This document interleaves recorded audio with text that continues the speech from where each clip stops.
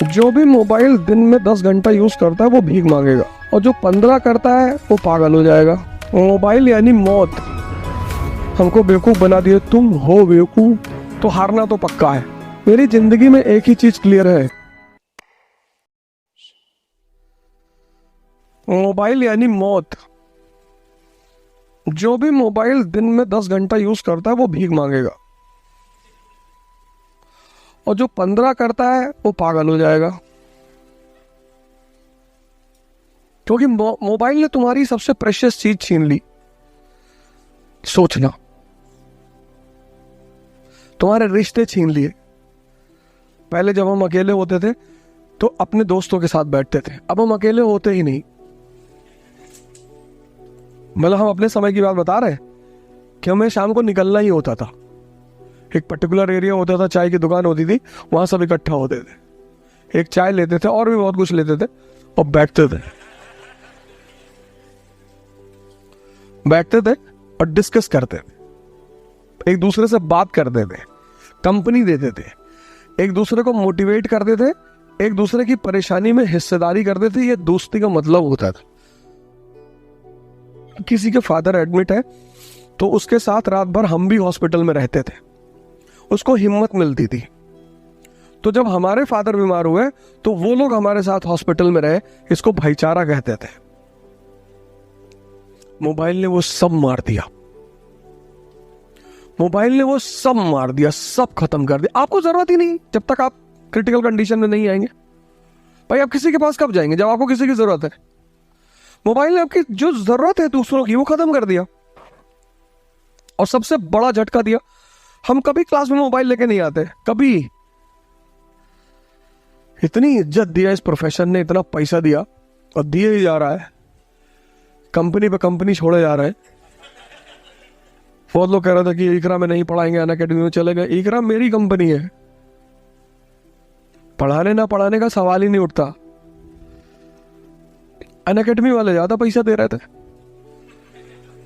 तो दिल्ली में जितनी कोचिंग है वो संत थोड़ी है सब, वो भी 2-2 हजार करोड़ रुपए कमाई है। संकल्प में हम पढ़ाते थे, वो एनजीओ थी, उसको आज तक नहीं छोड़े। वो 200 रुपए घंटा देती थी पढ़ाने के लिए, वहां आज भी पढ़ाने आते हैं। अब तो खैर नहीं चलती, लेकिन जब उन्होंने बुलाया तब मैं पढ़ाने गया। अब जो आदमी 2,000 करोड़ रुपया कोचिंग इंडस्ट्री से कमाए, अगर वो मेरे ऊपर इल्जाम लगाए कि अवधोजा ने पैसे के लिए कोचिंग छोड़ दी, और मैं तो छोड़ूंगा। मेरी जिंदगी में एक ही चीज क्लियर है, मेरे कॉन्सेप्ट्स। मुझे पता है ये सारी दुनिया कुछ भी बोले। जहां मैंने एक बोरा नोट रखा वैन में और लुटाना शुरू किया। उससे परसों मुझसे पूछे करप्शन कैसे खत्म होगा? इस देश के आईएएस अधिकारी, पॉलिटिशियन बहुत करप्ट हैं। बिल्कुल नहीं करप्ट है। इस देश के सबसे अच्छे हैं इस देश के अधिकारी और राजनीतिज्ञ। तो फिर करप्ट कौन है? जनता। 1,000, 2,000 रुपए लेके वोट देते हो, तो जो आदमी इन्वेस्टमेंट करेगा वो अपना पैसा वापस नहीं लेगा। इन्वेस्टमेंट का मतलब क्या होता है? प्रॉफिट। फिर चिल्ला रहे हो, हमको बेवकूफ बना दिए, तुम हो बेवकूफ।